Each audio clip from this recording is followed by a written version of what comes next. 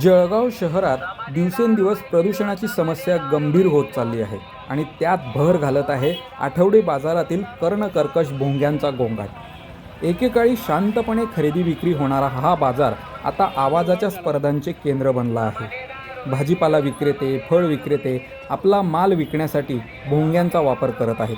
परिणामी संपूर्ण परिसरात प्रचंड आवाज निर्माण होत असून नागरिकांना नाहक त्रास सहन करावा लागत आहे।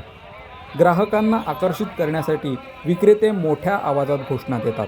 प्रत्येकजण दुसऱ्यापेक्षा मोठा आवाज करण्याचा प्रयत्न करत असल्याने हा गोंगाट असह्य होत आहे।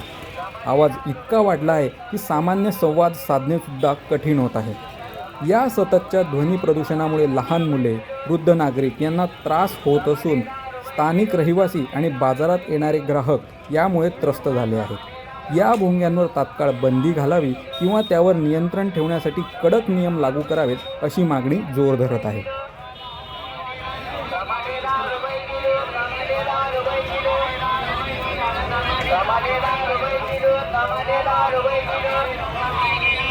Ramadhan